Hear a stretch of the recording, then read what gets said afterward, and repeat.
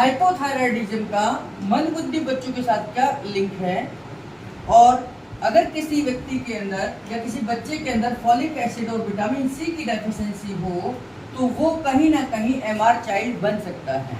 इसके कनेक्शन को समझना है। चूंकि हम ये जानते हैं, पहली चीज हम ये जानते हैं कि 1 साल तक के बच्चे के ब्रेन का विकास थायराइड ग्लैंड करती है। हम जानते हैं कि 1 साल तक के बच्चे के ब्रेन का विकास हमारी थायराइड ग्लैंड करती है।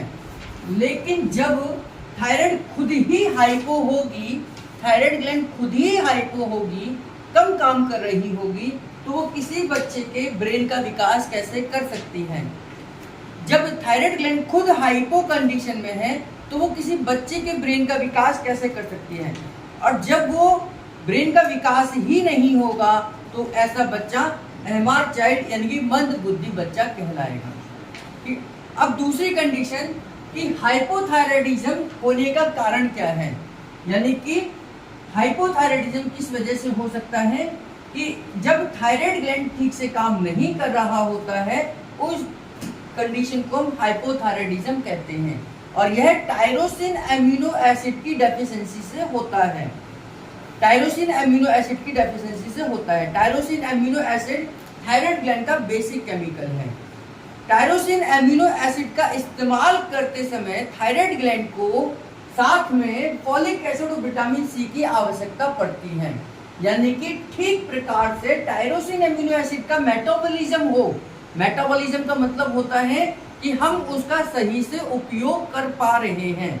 कोई चीज मेरे पास तो है, मेरे पास बहुत सारा पैसा है, लेकिन उस पैसे का मैं क्या करूं जो मैं बाजार ही नहीं जा सकता, मैं कुछ खरीद ही नहीं सकता, मेरे को कहीं मैं मॉल नहीं जा सकता, तो उस पैसे का भी मेरे लिए वो कागज के बराबर है। तो ऐसे ही थायराइड के पास टायरोसिन एमिनो एसिड तो है, लेकिन वो विटामिन सी और फॉलिक एसिड की डेफिशिएंसी की वजह से उसका इस्तेमाल नहीं कर पा रहा है। तो यानी कि जिन बच्चों में फॉलिक एसिड या विटामिन सी की डेफिशिएंसी होती है, जिन बच्चों में फॉलिक एसिड और विटामिन सी की डेफिशिएंसी होती है, उन बच्चों में टायरोसिन होने के बावजूद, यानी पेट डाइजेस्ट होने के बावजूद उनको थायराइड की समस्या हो सकती है।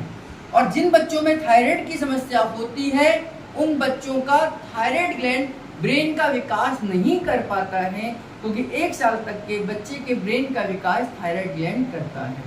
तो इसलिए बच्चे के अंदर folic acid, vitamin C, tyrosine amino acid, इन सब का प्रॉपर एब्जॉर्प्शन, मेटाबॉलिज्म होना चाहिए, तभी जाकर थायराइड ग्लैंड अपनी डेवलप होगी और वह आगे जाकर 1 साल तक के बच्चे के ब्रेन का विकास कर पाएगी।